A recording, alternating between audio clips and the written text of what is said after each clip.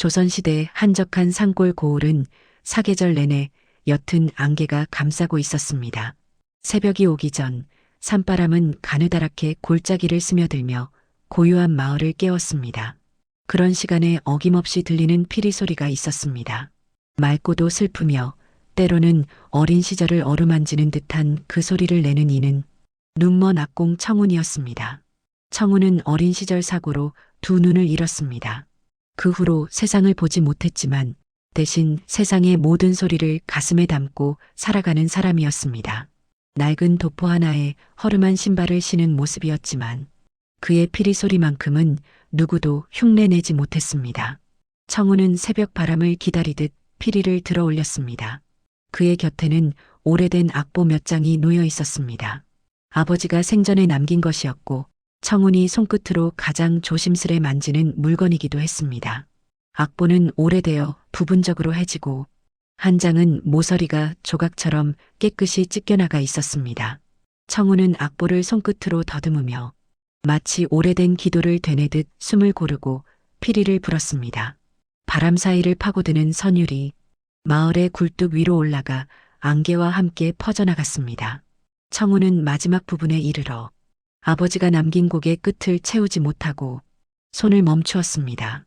아직 익히지 못한 단 한 구절이 그의 마음을 오래 붙잡고 있었습니다. 그는 깊은 생각에 잠긴 얼굴로 피리의 끝을 가만히 내려놨습니다. 그때 마을을 지나가던 노파가 피리 소리에 귀를 기울이다 조심스레 입을 열었습니다. 노파는 거친 숨속에 잔잔한 감정을 담고 있었습니다. 노파가 애잔한 감정으로 말했습니다. 청운아, 오늘도 마음이 저려오는 소리구나. 청운이 잔잔한 감정으로 말했습니다. 고맙습니다. 저는 그저 아버지가 남긴 길을 더듬을 뿐입니다. 노파는 고개를 끄덕였습니다.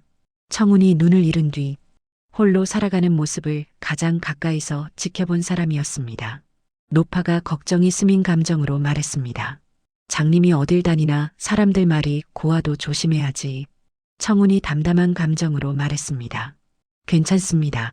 저는 귀가 부지런하니까요. 노파는 속을 알 수 없는 미소를 띤 채 천천히 걸음을 돌렸습니다. 어둠 속에서도 청운은 노파의 발자국 소리가 점점 멀어지는 것을 또렷이 느끼고 있었습니다. 피리 소리가 멎자 산새들이 깨어나 작은 울음을 흘리고 바람은 다시 안개 사이로 사라져갔습니다. 마을은 다시 고요해졌습니다. 청운은 손에서 악보를 떼지 못했습니다. 그는 모서리가 찢긴 악보를 쓸어 올리며 마치 아버지의 숨결을 듣는 듯 천천히 손끝으로 종이의 결을 만졌습니다. 그러다 혼잣말처럼 입을 떼었습니다. 청운이 외로운 감정으로 말했습니다. 언젠가 이 마지막 구절을 채울 날이 오겠지요. 그 말은 새벽 공기 사이로 흩어졌습니다.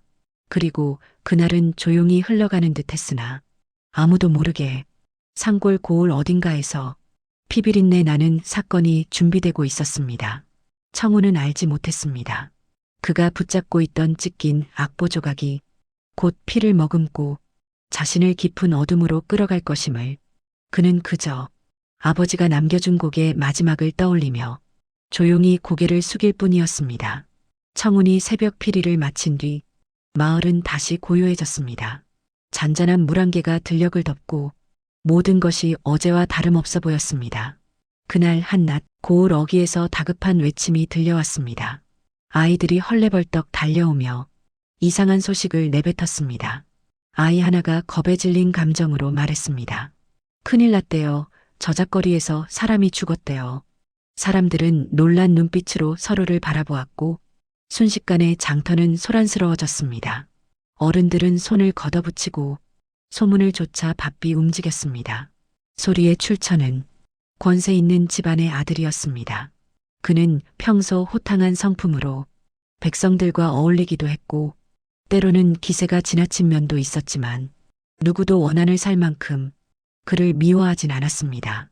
하지만 그 젊은 아들이 장터 한쪽 외진 곳에서 숨진 채 발견되었습니다.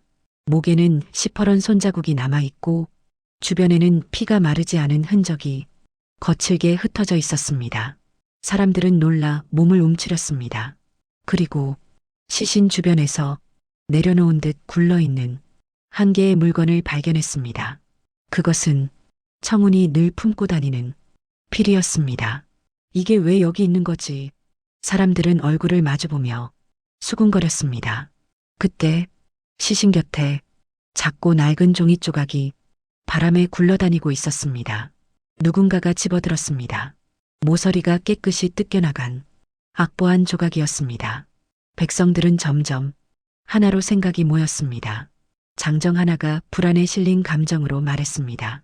어젯밤 피리 소리가 들렸지 않나? 또 다른 이가 찜찜한 감정으로 말했습니다.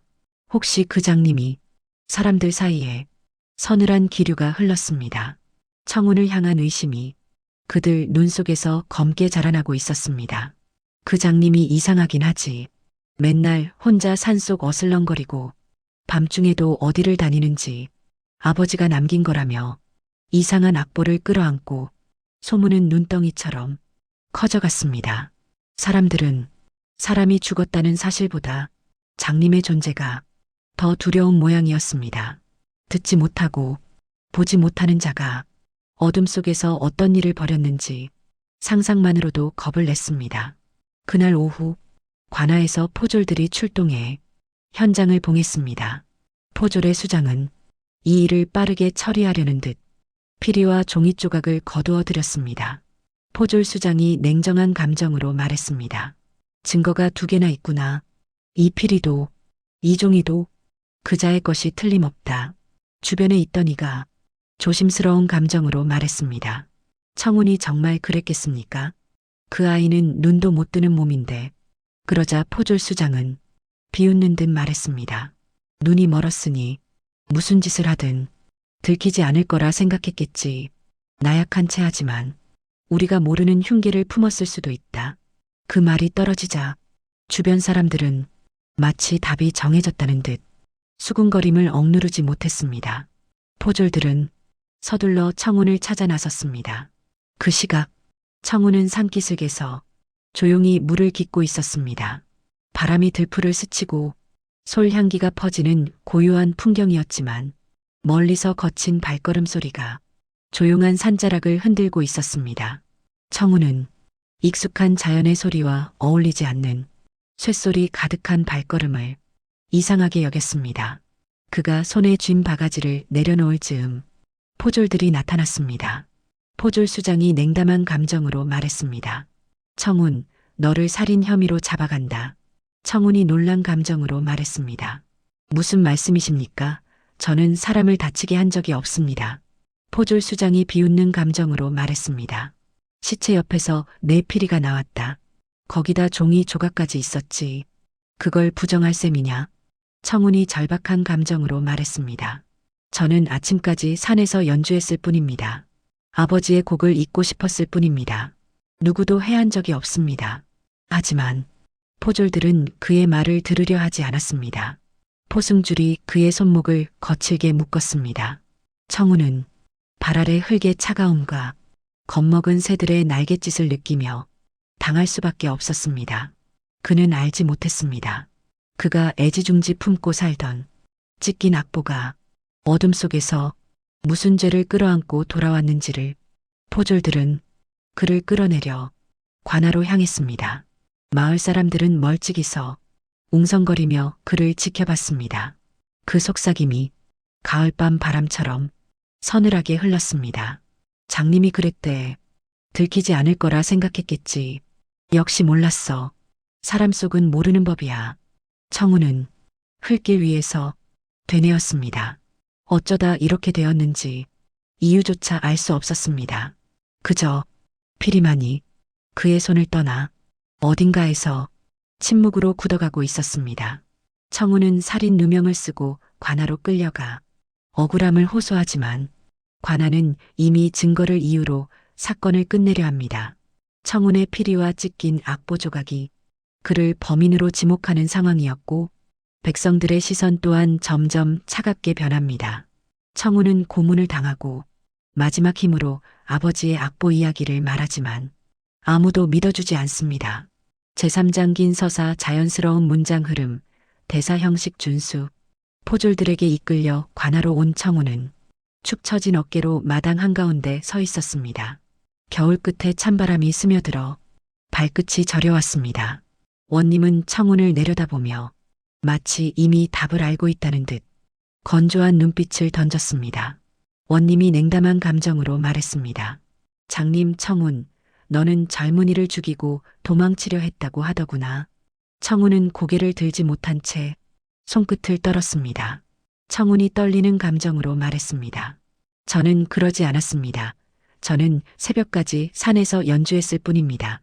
원님은 귀 기울이려 하지 않았습니다. 옆에 서 있던 포졸 하나가 탁자 위에 피리를 올려놓으며 거들었습니다. 포졸이 확신에 찬 감정으로 말했습니다. 시신 옆에서 발견된 피리입니다. 청운의 것입니다. 그리고 또 다른 포졸이 찢긴 악보 조각을 내밀었습니다. 포졸이 단정하는 감정으로 말했습니다. 이 종이도 함께 있었습니다. 청운이 늘 품고 다니는 악보라 합니다. 청운은 그 말을 듣고 숨을 크게 들이켰습니다. 청운이 절박한 감정으로 말했습니다. 그 악보는 아버지가 남긴 것입니다. 누군가 가져간 것입니다. 그러나 원님의 시선은 더욱 차갑게 굳어졌습니다. 원님이 무심한 감정으로 말했습니다. 피리도 있었고 종이도 있었다. 무엇을 더 말하겠느냐. 청운은 두 눈 없는 자리를 감싸쥐었습니다. 그의 표정에는 억울함이 아니라 설명조차 되지 않는 막막함이 깃들어 있었습니다. 청운이 약한 감정으로 말했습니다. 저는 그저 곡을 잊고 싶었을 뿐입니다. 원님은 답할 가치도 없다는 듯 손을 내저었습니다. 원님이 냉혹한 감정으로 말했습니다. 죄를 인정하지 않겠다면 고문을 할 수밖에 없다. 그 말이 떨어지자 포졸들이 청운을 거칠게 붙잡아 지하 고문방으로 끌고 갔습니다. 어두운 방 안에서 축축한 땅과 쇠사슬이 부딪히는 소리가 서늘하게 울렸습니다. 청운은 귀로 모든 것을 느꼈습니다. 바닥의 차가움, 쇠사슬이 손목을 감싸는 소리, 그리고 두려움과 분노가 뒤섞인 숨결. 포졸이 성난 감정으로 말했습니다. 죄를 인정하면 덜 아플 것이다. 청운이 두려운 감정으로 말했습니다. 정말로 저는 아무것도 하지 않았습니다. 그러나 포졸들은 그의 말보다 증거라는 단어를 더 믿었습니다. 쇠몽둥이가 허공을 가르는 소리가 짧게 울린 뒤 고통이 청운의 몸을 덮쳤습니다. 그는 비명을 지르며 몸을 웅크렸습니다. 청운이 괴로운 감정으로 말했습니다. 저는 산에서 연주했습니다. 누군가 저를 불렀습니다. 그러다 포졸이 의심 어린 감정으로 말했습니다. 누가 불렀다는 것이냐? 청운은 갈라진 숨을 고르며 기억을 더듬었습니다. 청운이 흐린 감정으로 말했습니다. 낯선 이가 악보를 보여달라 했습니다. 그리고 더 이상 기억이 말이 끝나기도 전에 매질이 다시 이어졌습니다. 지하방의 공기는 점점 고요를 잃고 숨막히는 어둠을 채워갔습니다. 청운은 지독한 고통 속에서도 한 가지를 놓지 않았습니다.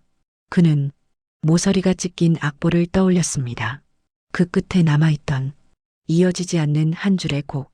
그는 그 한 줄이 자신을 지켜줄 유일한 힘이길 간절히 바랐습니다. 하지만 그가 모르는 사이 밖에서는 백성들이 웅성거리기 시작했습니다. 청운이 죄인이라 믿는 목소리가 눈에 보이지 않는 굴레처럼 고울을 감싸고 있었습니다.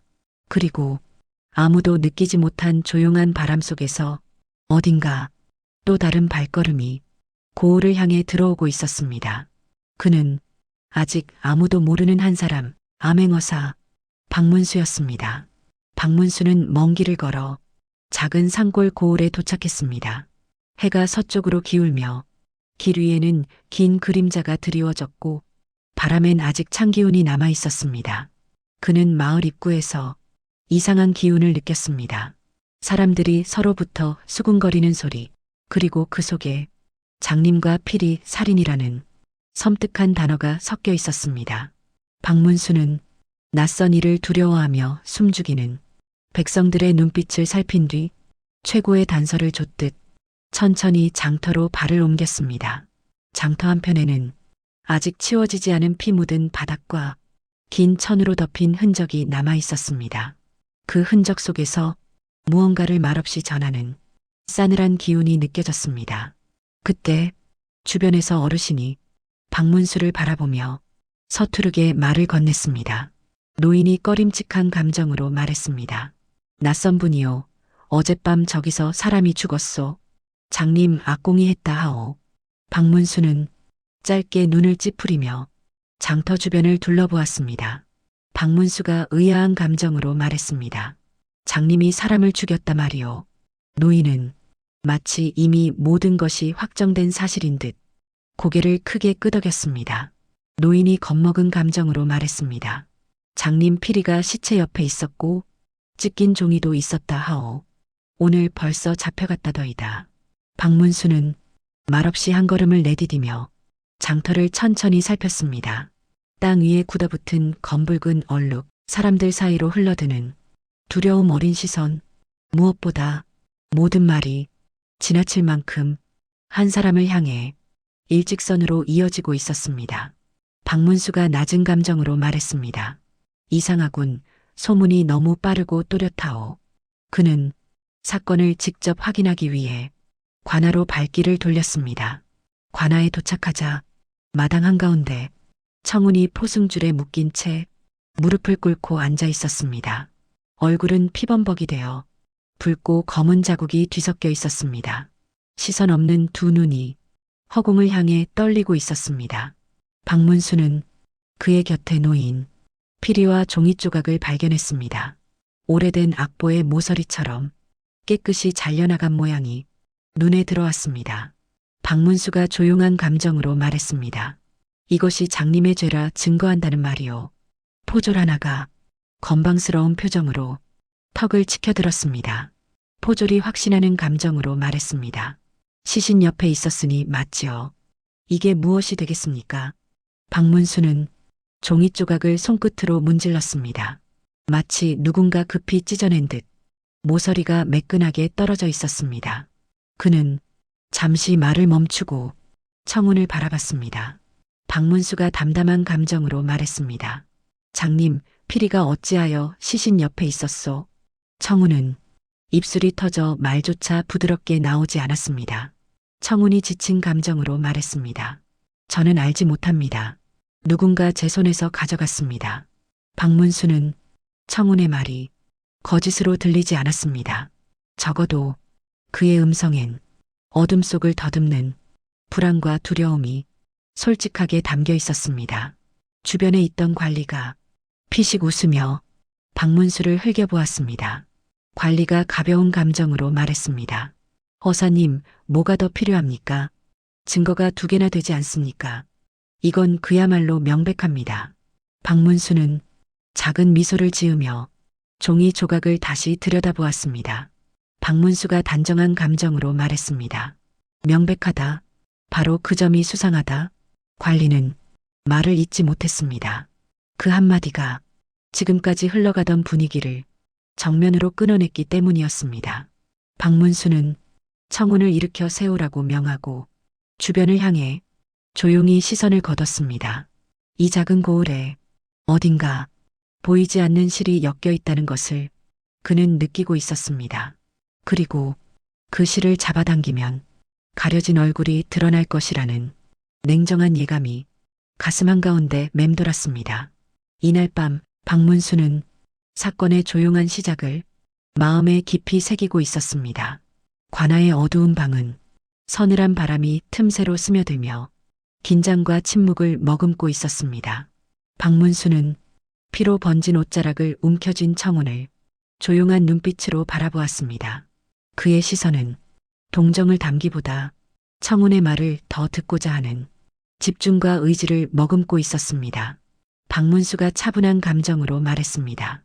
청운, 사건이 나기 전 누가 너를 찾아왔소?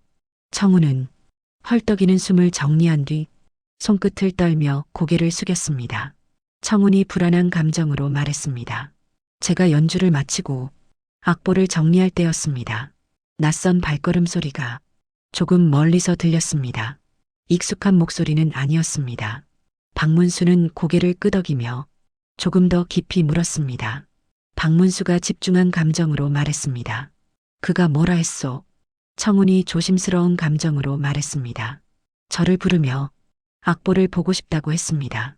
저는 아버지가 남긴 것이라 선뜻 줄 수 없었습니다. 그러자 그는 조용히 다가왔습니다. 청운의 목소리는 점점 떨리기 시작했습니다. 청운이 흐린 감정으로 말했습니다. 그때 갑자기 뒤에서 누가 다가와 손을 잡았습니다. 그러고는 정신이 흐려졌습니다. 박문수는 손끝으로 찢긴 악보 조각을 쓰다듬으며 청운의 말에 귀를 기울였습니다. 그가 들려준 이야기엔 분명한 의도가 숨어 있었습니다. 피리는 청운의 것이지만 그가 직접 현장에 가져간 것이 아니라 누군가 가져간 것이라는 가능성, 악보 또한 자연스럽게 찢어진 것이 아니라 필요한 부분만 골라 떼어낸 것이라는 의심. 박문수는 관할을 나서며 포졸들에게 명했습니다. 박문수가 단호한 감정으로 말했습니다. 나도장을 치기 전 섣불리 판단하지 말아라. 장님을 가둬둔 채 다시는 고문하지 마라. 그를 죽일 셈이 아니면 이 몸이 돌아올 때까지 손대지 말라. 포졸들은 뜻밖의 명에 긴장한 몸으로 고개를 끄덕였습니다. 박문수는 청운의 거처를 찾아 밤길을 걸었습니다. 달빛이 미약하게 흘길을 비추고 산새가 잠이 든 숲에서 바람은 낮게 속삭였습니다. 청운의 집은 산자락 아래 작은 느티나무 옆에 있었습니다. 낡은 지붕과 기운 벽이 세월의 흔적을 고스란히 담고 있었습니다. 그는 문을 열고 작은 방 안으로 들어섰습니다. 방 안에는 아버지의 물건들이 마치 떠난 이를 대신해 그 자리에 서 있는 듯 조용히 놓여 있었습니다. 작은 화로, 낡은 피리 상자, 그리고 손때 묻은 악보들이 겹겹이 쌓여 있었습니다. 박문수는 악보 더미를 천천히 살폈습니다. 그중 한 장의 악보가 지난 손자국을 간직한 채 겉으로 드러나 있었습니다. 그리고 그 한쪽 모서리는 마치 누군가 정교하게 뜯어낸 듯 매끈하게 잘려 있었습니다. 박문수가 침착한 감정으로 말했습니다. 이건 손이 서툴러 찢어진 것이 아니군. 빛을 향해 조각난 부분을 비추자 가장자리 내관이 흘러나와 오래된 손때가 둘레를 물들인 것이 보였습니다. 누군가 오래된 악보의 정확한 부분만 골라 가져간 흔적이었습니다. 박문수는 손에 든 악보를 한 번 더 바라보며 낮은 목소리로 중얼거렸습니다. 박문수가 의심스런 감정으로 말했습니다. 범인은 악보를 알고 있었구나. 아니면 곡을 알고 있던 자. 그 말은 바람 속으로 흩어졌지만 그 안에는 이미 진실을 낚아채기 위해 던져진 갈고리가 묵직하게 걸려 있었습니다. 박문수는 새벽부터 마을 사람들을 만났습니다. 낯선 자의 눈빛을 견디며 그는 천천히 사건의 실마리를 좇았습니다. 장터 노점 주인에게, 술집 종업원에게, 집집마다 드나드는 사람들에게 조심스럽게 말을 걸어 이야기를 모았습니다. 박문수가 침착한 감정으로 말했습니다. 누가 어젯밤 근처를 들락거렸는지 아는 사람이 있어. 장터의 주막 주인이 머쓱한 감정으로 말했습니다. 밤이 깊어 잘 기억은 안 나지만요. 어느 집에서 낯선 남자가 들락거리는 소리를 들었습니다. 박문수는 고개를 끄덕이며 주막의 구석구석을 살폈습니다. 그는 사람들이 흘리는 말 가운데 진실의 결을 찾아냈습니다. 어떤 이는 피해자 누이의 울음소리를 들었다고 했고 어떤 이는 정원자가 집을 비운 밤을 수상히 여겼습니다. 박문수가 단호한 감정으로 말했습니다. 피해자와 누이가 어떤 사이였다는 소문이 사실이요. 마을 사람 하나가 머뭇거리며 말했습니다. 사람들이 수군거리긴 했습니다만 감히 입 밖에 못 냈습니다. 박문수는 조용히 그 말을 되새기고는 정원자에 대해 더 알아보려 그 집으로 향했습니다. 정원자의 집은 외양으로는 평범했지만 안으로 들어가면 관리가 잘 되어 있어 그들의 체면을 엿볼 수 있었습니다. 박문수는 정원자의 하인들과 이야기를 나누었습니다. 그 과정에서 그는 여러 말의 어긋남을 포착했습니다. 정원자는 밤에 집을 비웠다는 진술과는 달리 그날 밤 검은고 소리가 들렸다는 증언이 흘렀고 검은고 연주를 들었다는 이는 악보를 본 적이 있다는 말도 했습니다. 박문수가 의심스런 감정으로 말했습니다. 검은고 소리라 했소. 악보를 본 자가 있다면 그 자가 누군지 말하시오.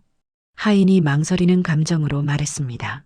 그렇다 하더라도 주인께 해가 될까 두려워 말하기 어렵습니다.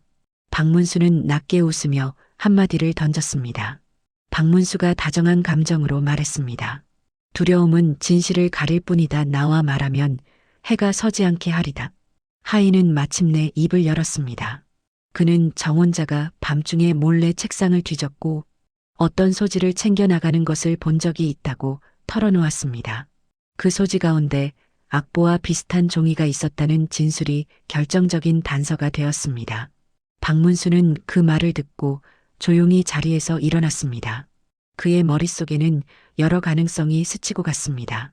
누군가 악보를 훔쳐 그것으로 정교하게 연주를 흉내내었고 그 행위가 살인으로 이어졌을 수 있다는 생각이었습니다. 박문수가 침착한 감정으로 말했습니다. 정혼자의 집을 조심스럽게 살펴야 하겠소. 그는 곧장 정혼자의 방을 찾아 들어가 방 안을 살폈습니다. 서랍 속에는 겉보기에는 아무것도 없었지만 침대 밑과 장롱 뒤 작은 화분 속을 하나하나 뒤지자 마침내 한 장의 낡은 종이를 발견했습니다. 그 종이는 악보의 모서리와 정확히 들어맞는 크기였습니다. 박문수가 놀란 감정으로 말했습니다. 이 종이가 그 일부였구나. 그는 종이를 펼쳐보았고 거기에는 손으로 조심스럽게 쓰인 음계의 흔적이 있었습니다. 분명히 누군가가 악보의 일부를 떼어와 자신의 필요에 맞게 사용한 흔적이었습니다. 더욱이 종이 가장자리에는 자녀 손때와 함께 누군가 급히 자르고 붙인 듯한 흔적이 남아 있었습니다. 박문수는 깊게 숨을 쉬며 정혼자가 무엇을 감추려 했는지 생각했습니다. 만약 정혼자가 악보를 알고 있었다면 그가 연주할 동기가 되었고 그 연주가 사건 당일 밤 어디서든 들렸다면 의심은 더욱 짙어졌습니다. 박문수가 엄중한 감정으로 말했습니다. 이제는 그에게 직접 물어봐야겠소. 박문수는 정혼자를 불러 대면했습니다. 정혼자는 처음에는 태연한 표정이었지만 박문수의 차분한 압박 앞에서 점차 흔들렸습니다. 그는 곧 거짓말이 불가능하다는 듯 작은 실언을 하고 말았습니다. 정혼자가 당황한 감정으로 말했습니다. 그날 밤 저는 다른 곳에 있었습니다. 그 말은 사실입니다. 박문수가 날카로운 감정으로 말했습니다. 하인이 너를 본다고 했고 악보 조각도 내 방에서 나왔다. 내 말을 믿기 어렵구나. 정혼자의 얼굴이 창백해졌습니다. 그는 당황을 숨기려 했지만 말끝이 흐려졌습니다. 결국 그의 눈가는 습기가 맺히기 시작했고 말은 더듬거렸습니다. 정혼자가 흐느끼는 감정으로 말했습니다. 내가 어쩔 수 없었소 나는. 그 순간 정혼자는 자신의 감정과 비밀을 더는 감추지 못하고 말을 쏟아냈습니다. 그는 피해자의 누이를 사랑했으나 그 사랑이 드러나면 집안이 망할 것을 두려워했습니다. 사랑 때문에 격해진 감정이 살인으로 번졌고 사건을 은폐하기 위해 악보를 이용해 누명을 뒤집어 씌우려 했다는 고백이 나왔습니다. 박문수는 그 고백을 듣고 조용히 숨을 고른 뒤 포졸들에게 명령을 내렸습니다. 박문수가 단호한 감정으로 말했습니다. 오늘 밤 진실을 밝히겠다. 청혼을 돕고 진범을 밝히라. 정혼자는 마침내 포승줄에 묶였고 말없이 고개를 숙였습니다. 고을 사람들은 놀라움과 한숨이 섞인 표정으로 그 광경을 지켜보았습니다. 청혼은 어두운 관아에서 그 소식을 듣고 무심히 고개를 들어 먼지를 털듯 손을 움직였습니다. 청혼이 담담한 감정으로 말했습니다. 저는 진심으로 아버지의 곡을 잊고 싶었을 뿐입니다. 그 말은 작았지만 고요한 진실로 스며들었습니다. 박문수는 사건의 많은 조각을 맞춰가며 남은 퍼즐을 완성할 준비를 하고 있었습니다. 정혼자는 잡혀갔지만 박문수의 눈빛은 여전히 가라앉지 않았습니다. 마당 한가운데서는 사람들의 수군거림이 쉬지 않았고 저마다 두려움과 놀라움이 엉켜 다리를 떨고 있었습니다. 박문수는 정혼자가 머물던 큰 집으로 다시 향했습니다. 고요한 대문은 달빛을 머금은 채 밤바람에 살짝 흔들리고 있었습니다. 그는 걸음을 늦추며 집 전체를 천천히 둘러보았습니다. 박문수가 낮은 감정으로 말했습니다. 정혼자 혼자서 모든 일을 꾸미기엔 너무 빈틈이 없었지. 그는 깊은 의심을 품은 채 집 안으로 들어갔습니다. 잠든 듯 조용한 대청을 지나 그는 정혼자의 방으로 발걸음을 옮겼습니다. 문을 열자 방 안은 낮에 보았을 때와 크게 다르지 않았습니다. 그러나 박문수는 눈에 띄지 않을 작은 흔적들을 찾아 구석구석을 살폈습니다. 책상 위에는 문서와 잉크가 아무렇게나 놓여 있었고 악보를 본 듯한 흔적이 서랍 안쪽에 머물러 있었습니다. 바닥에는 종이를 찢은 흔적이 남아 있었고 그 모양은 청운의 악보가 없어졌던 자리와 자연스럽게 이어질 듯 보였습니다. 박문수는 손가락 끝으로 바닥을 더듬으며 작은 조각 하나를 집어들었습니다. 그 조각은 악보의 가장자리 한 부분으로 고의적으로 뜯어낸 듯 가장자리가 비교적 가지런했습니다. 박문수가 조용한 감정으로 말했습니다. 역시 혼자서는 그는 방 한쪽의 장을 열었습니다. 비어있는 듯 보였지만 장 뒤쪽에 희미한 틈이 보였습니다. 그는 손을 뻗어 조심스럽게 힘을 주어 밀었습니다. 낡은 목재가 살짝 갈라지는 소리가 나고 안쪽에 작은 공간이 드러났습니다. 작은 공간에는 밤에 불씨가 식지 않은 듯 은근한 냄새가 남아 있었고 그 안에는 짐승 가죽으로 감싼 상자가 조심스럽게 놓여 있었습니다. 박문수는 상자를 꺼내 천천히 뚜껑을 열었습니다. 안에는 종이 뭉치와 잘 정돈된 나무 막대가 들어 있었고 그 위에는 어딘가 익숙한 흔적이 남아 있었습니다. 그것은 청운이 잃어버렸던 악보의 생전 모습과 닮아 있었습니다. 그러나 아직 보지 못한 또 다른 악보 조각이 그곳에 끼워져 있었습니다. 그 악보는 피가 스민 듯 붉은 자국이 한 귀퉁이에 묻어 있었고 그 자국은 사건 현장에서 보았던 죽은 이의 흔적과 닮아 있었습니다. 박문수는 종이를 꺼내 달빛 아래 펼쳤습니다. 박문수가 침착한 감정으로 말했습니다. 피로 가릴 셈이었구나. 옅게 스며든 이 자국 서둘러 감추려 한 흔적이겠지. 그는 악보에 찢긴 부분을 하나하나 맞춰보았고 조금 전 청운의 집에서 가져온 악보와 정확하게 이어지는 것을 확인했습니다. 박문수는 그 순간 정혼자의 방 뒤에 또 다른 인물이 있었다는 사실을 확인하게 되었습니다. 피 묻은 악보와 함께 작은 물건 하나가 들어 있었습니다. 그것은 손잡이가 다른 작은 칼이었고 칼 끝에는 붉은 얼룩이 남아 있었습니다. 박문수는 칼을 들어 달빛 아래 비추었습니다. 박문수가 날카로운 감정으로 말했습니다. 이 칼은 정혼자의 손만 거친 것이 아니다. 칼 손잡이에는 다른 이의 손때가 묻어 있었습니다. 분명 또 다른 손이 이 안에서 움직였다는 증거였습니다. 박문수는 천천히 칼을 집어넣고 상자를 다시 덮었습니다. 그리고 작은 공간 속 흔적을 다시 한번 훑어보았습니다. 박문수는 정혼자 뒤에 누군가가 더 있었음을 확신하기 시작했습니다. 그는 방을 나오며 천천히 주변을 둘러보았습니다. 그리고 어둠 속에서 가늘게 스며드는 바람을 느꼈습니다.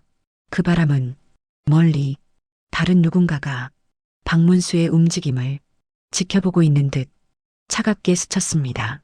박문수가 낮은 감정으로 말했습니다. 또 다른 발걸음이 이 안을 다녀갔구나. 아직 끝이 아니다. 그는 천천히 집 밖으로 걸어 나왔습니다. 밤하늘은 깊었고 다른 검은 구름 틈에서 서늘한 빛을 흘리고 있었습니다. 박문수는 혼잣말처럼 조용히 중얼거렸습니다. 박문수가 차가운 감정으로 말했습니다. 이 어둠 속에 또 다른 한 사람이 숨어 있겠지. 그는 밤 안개 사이를 걸어 다시 관아로 향했습니다. 그리고 남은 진실을 향해 또 한 발자국 앞으로 들어갔습니다. 박문수는 정혼자가 숨겨둔 악보와 피 묻은 칼을 토대로 정혼자 외에 또 다른 공범이 있을 가능성을 줬습니다. 그는 청운에게 곡의 빈 부분을 연주하게 해 누가 그 빈 구절을 알고 있었는지 확인하려 합니다. 정혼자 주변 인물들을 모아 곡을 이어 부르게 한 끝에 진범이 실수로 곡의 비밀 구절을 정확히 이어 연주하며 정체가 드러납니다. 제8장 긴 서사. 박문수는 밤새 정혼자의 집을 탐색한 끝에 또 다른 손길의 흔적을 찾았습니다. 그가 발견한 악보 조각과 피 묻은 칼은 정혼자 혼자가 아닌 또 다른 인물의 개입을 강하게 말하고 있었습니다. 다음 날 관아 마당에 여러 사람들이 모였습니다.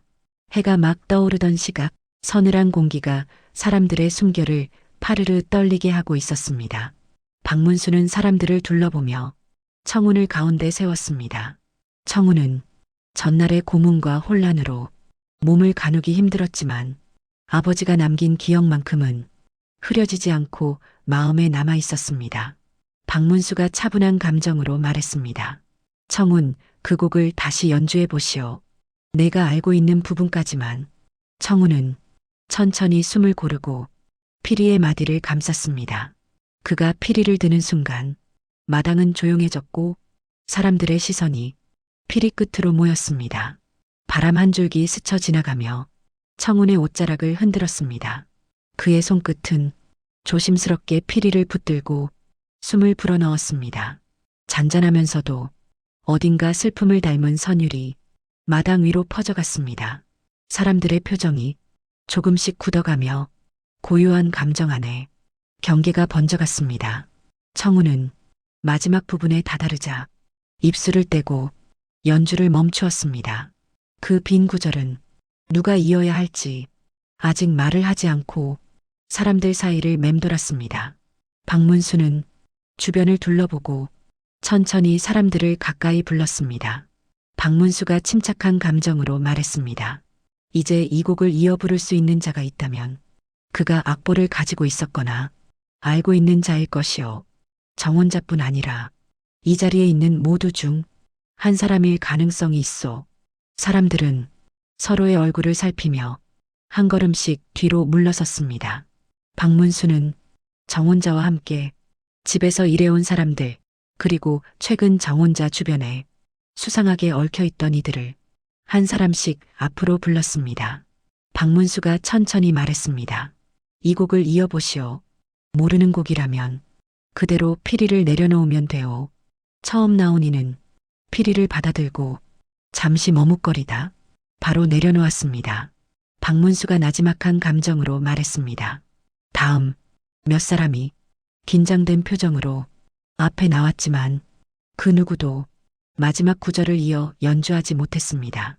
곡은 청운이 멈춘 자리에서 고요하게 남은 채 사람들 사이를 떠돌았습니다.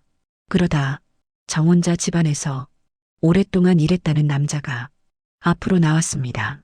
그의 표정은 두려움과 당황이 뒤섞인 채 어딘가 삐걱거리는 모습이었지만 눈빛 어딘가가 이상하게 흔들리지 않고 있었습니다. 그는 피리를 들고 조심스럽게 입술을 맞췄습니다. 짧은 숨을 들이킨 뒤 청운이 멈춘 부분에서 자연스럽게 빈 구절을 이어 부르기 시작했습니다. 숨결이 바람에 실려 선율이 이어지고 마당 위에 음이 가만히 쌓였습니다. 사람들의 얼굴이 순식간에 굳었습니다. 아무도 말하지 않았지만 그 선율을 익힌 사람만이 이어 부를 수 있다는 사실을 모두 알고 있었습니다. 남자는 자신이 잘못했다는 것을 연주가 끝나기도 전에 깨달았습니다. 그는 머뭇거리며 피리를 떨어뜨렸고 손끝이 떨렸습니다. 박문수가 단호한 감정으로 말했습니다. 이제 말해보시오. 그 악보를 어디서 본 것이오? 남자의 입술이 떨리기 시작했습니다. 눈가에 번진 땀방울이 맺혀 흘렀습니다. 남자가 겁에 질린 감정으로 말했습니다. 부탁이었습니다. 정혼자께서 곡을 완성해야 한다고 했습니다. 원래는 누명을 씌울 생각까진 아니었습니다. 박문수는 그의 말을 가만히 듣고 한 걸음 다가섰습니다. 박문수가 낮은 감정으로 말했습니다. 그 악보를 가져온 이는 누구요? 정혼자 말고 또 있었소. 남자는 눈을 감고 한참 동안 숨을 삼켰습니다. 그리고 천천히 고개를 들었습니다. 남자가 체념한 감정으로 말했습니다. 저를 시킨 이는 정혼자가 아닙니다. 그분의 아버지입니다. 마당은 삽시간에 조용해졌습니다. 사람들은 숨을 삼키며 고개를 들었습니다. 정혼자의 아버지, 즉, 이 고을에서 가장 큰 권세를 가진 자가 사건의 한가운데 있었다는 진실이 드러난 순간이었습니다. 박문수는 미세하게 눈을 좁히며 사람들의 반응을 바라보았습니다. 박문수가 낮은 감정으로 말했습니다. 이제 모든 실이 한자리로 모이는군. 그의 말은 마당 위로 조용히 내려앉았고 사람들의 마음속에 찬기운을 일렁이게 했습니다. 마당에 모여있던 사람들은 정혼자의 아버지가 배우라는 진술이 나오자 숨을 삼키며 서로의 얼굴을 바라보았습니다. 고을에서 가장 큰 권세를 가진 자였기에 그 충격은 더 깊었습니다. 박문수는 조용히 주변을 바라보며 남자의 시선을 다시 붙잡았습니다. 박문수가 침착한 감정으로 말했습니다. 정혼자의 아버지가 어떤 일에 관여했는지 더 자세히 말해보시오. 남자는 어깨를 떨며 고개를 숙였습니다. 남자가 흐린 감정으로 말했습니다. 그분은 집안의 명예가 우선이다. 그 말을 항상 했습니다. 누이가 피해자와 마음을 나누었다는 것을 알고 큰 화를 냈습니다. 사람들 입에 오르내릴까 두려워했지요. 박문수는 남자의 떨리는 말끝에서 집안의 체면이란 것이 얼마나 많은 것을 짓밟는지 조용히 느꼈습니다. 박문수는 잠시 생각에 잠긴 뒤 정혼자의 아버지가 있는 안채로 향했습니다. 안채는 평소처럼 고요했고 어둠이 깊게 내려앉아 유독 무거운 기운이 감돌았습니다. 박문수는 대청에 들어서 정혼자의 아버지를 마주 보았습니다. 그는 늙은 얼굴 속에서 의젓함을 잃지 않았지만 눈빛 속 어딘가는 흔들림이 숨어 있었습니다. 박문수가 단호한 감정으로 말했습니다. 청운의 악보를 훔친 이가 당신이라 들었습니다. 그것이 사실이요. 정혼자의 아버지는 잠시 눈을 감고 작게 숨을 내쉬었습니다. 정혼자의 아버지가 담담한 감정으로 말했습니다. 내가 했다. 하지만 나로서는 어쩔 수 없었다. 그 아이는 내 집안을 더럽혔다.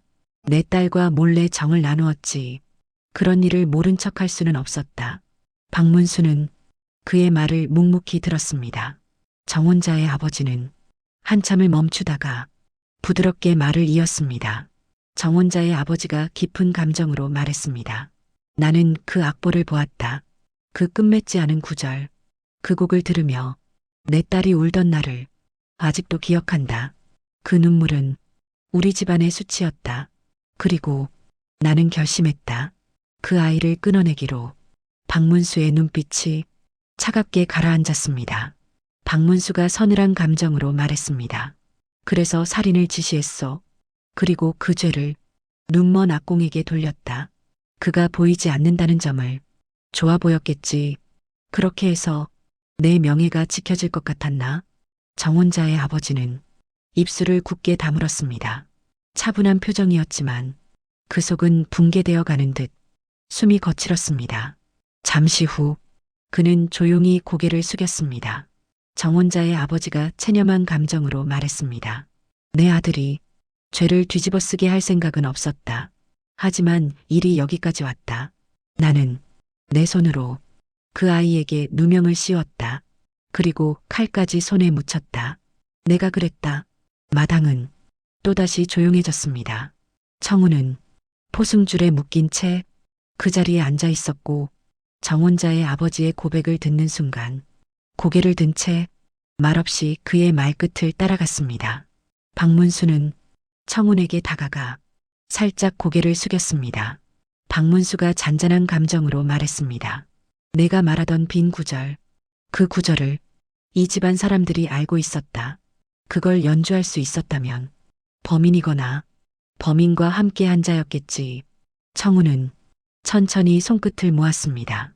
마치 아버지가 남긴 곡이 마지막 줄을 조심스레 더듬는 듯 했습니다. 청운이 조용한 감정으로 말했습니다. 저는 아버지가 남긴 곡을 누가 이어 부른다는 것 상상도 하지 못했습니다.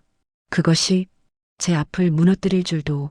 그가 말을 멈추자 짧은 침묵이 내려앉았습니다. 박문수는 다시 정혼자의 아버지를 바라보았습니다. 박문수가 엄한 감정으로 말했습니다. 집안의 명예를 지키겠다는 이름으로 누군가의 목숨을 빼앗았다. 그리고 보이지 않는 이를 붙잡아 죄를 뒤집어 씌우려 했다. 이 죄 어찌 가볍게 지나갈 수 있겠소. 정혼자의 아버지는 떨리는 손으로 바닥을 짚었습니다. 그는 고개를 깊숙이 숙이며 입술을 꾹 다물었습니다. 정혼자의 아버지가 미약한 감정으로 말했습니다. 누구의 잘못도 내 마음을 돌리지 못했다. 내 딸이 울었고 그것만으로도 나는 모든 것을 잃을 것 같았다. 그 두려움이 이 일을 만들었다.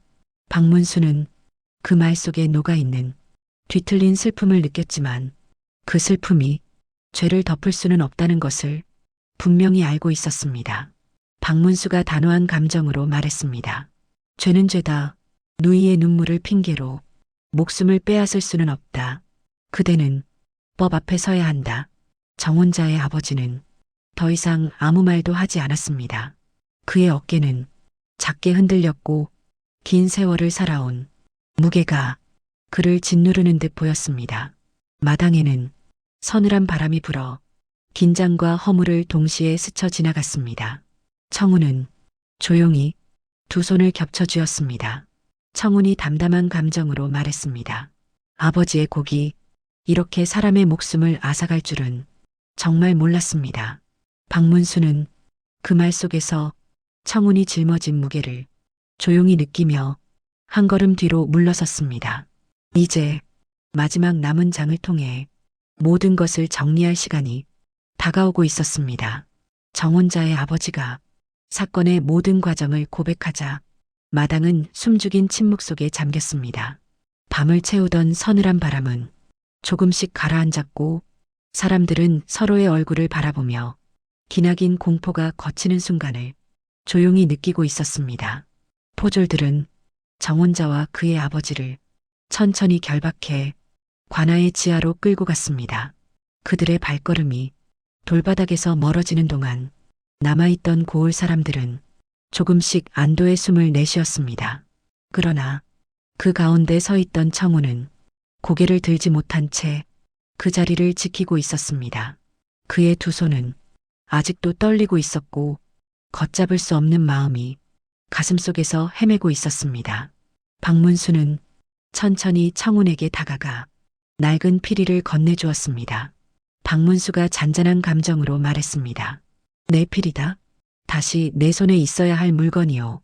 청운은 떨리는 손으로 피리를 받았습니다. 마디마디가 체온을 머금자 그는 숨을 깊게 들이켰습니다. 청운이 흐린 감정으로 말했습니다. 아버지가 남긴 곡이 사람의 목숨을 앗아갔습니다. 저는 다시 피리를 불 수 있을지 모르겠습니다. 그의 목소리는 마치 오래된 종이처럼 쉽게 찢어질 것만 같았습니다. 박문수는 서둘러 답을 하지 않고 고요한 시선을 청운에게 머물게 했습니다. 박문수가 진심 어린 감정으로 말했습니다. 진실을 드러낸 것도 그 곡이었다. 어둠을 베어낸 것도 그 곡이었다. 피를 부른 것이 아니라 가려진 일을 밝혀낸 것이다. 청운은 그 말을 들으며 조용히 피리를 가슴에 안았습니다. 밤은 깊었지만 하늘에는 작은 별빛들이 또렷하게 떠올랐습니다. 이윽고 장터 한가운데 마련된 작은 단위에 등잔불이 밝혀졌습니다. 고을 사람들은 하나둘 모여 마치 대답을 기다리듯 청운을 바라보고 있었습니다. 박문수는 조용히 한 걸음 물러났습니다. 박문수가 낮은 감정으로 말했습니다. 마지막 구절을 이제 내가 완성해야 할 때가 왔다. 그 구절은 누구의 것도 아닌 너의 것이다. 청운은 천천히 피리를 입술 가까이에 가져갔습니다. 둘러선 사람들의 숨결이 살며시 모여들었습니다. 그는 아버지가 남긴 그리움과 사랑을 손끝에 씹고 조용히 숨을 불어넣었습니다. 처음은 익숙했던 곡이 흘러나왔습니다. 딸 밝은 밤을 닮은 부드러운 선율이었고 숲을 스치는 바람이 사람들의 마음을 건드렸습니다. 그러나 그가 곡의 끝자락에 닿았을 때 그는 한동안 멈춰 고요히 숨을 골랐습니다. 오래도록 찾지 못했던 마지막 구절을 아버지의 손길을 더듬듯 천천히 이어갔습니다. 그 구절은 슬프고도 따스한 기도 같았습니다. 잃어버린 것을 다시 품에 안겠다는 말없는 속삭임이었습니다. 청운의 손끝에서 울려나온 마지막 하나가 밤하늘을 천천히 가르며 멀리 스며들었습니다. 사람들은 그 소리 속에 죽은 이의 한이 풀리는 듯한 안도와 위로를 느꼈습니다. 청운은 피리를 내려놓고 조용히 고개를 숙였습니다. 청운이 담담한 감정으로 말했습니다. 이제야 이 곡이 완성되었네요. 박문수는 그 모습을 지켜보며 천천히 고개를 끄덕였습니다. 박문수가 따뜻한 감정으로 말했습니다. 내 마음이 마지막 구절을 만들었구나. 그 무엇보다 값진 일이었다. 사람들은 조용히 고개를 숙였고 차가웠던 밤 공기 속에 작지만 깊은 온기가 퍼져갔습니다. 이윽고 동쪽 하늘이 아주 조금 밝아오기 시작했습니다. 그 여린 빛은 새로운 하루의 시작을 알렸고 청운의 어둠 속에도 조금씩 길을 내기 시작했습니다. 고요한 순간 청운은 피리를 가슴에 품었습니다. 청운이 다짐하는 감정으로 말했습니다. 보이지 않아도 들을 수 있다면 걸어갈 수 있을 것 같습니다. 박문수는 청운의 등에 얹힌 무게를 조금이나마 덜어줄 듯 가만히 옆에 서 있었습니다. 그는 고을을 떠날 채비를 하며 또 다른 길을 향해 조용히 발걸음을 옮겼습니다. 남겨진 청운은 사람들의 곁에서 다시 새로운 시작을 준비했고 아버지의 곡은 이제 그의 마음속에서 다른 의미로 살아 숨쉬었습니다. 밤과 새벽이 이어지는 어느 순간 피리는 다시 바람을 타고 고을을 감싸기 시작했습니다. 그 소리는 더 이상 무겁지 않았습니다. 잔잔하고 따스하게 사람들의 마음을 어루만지며 오래도록 남을 이야기로 전해졌습니다. 이렇게 눈먼 악공의 노래는 마을의 새벽 속에서 조용히 끝났습니다. 비록 끝이라 말했지만 그 곡은 사람들의 마음 속에서 계속 이어지고 있었습니다.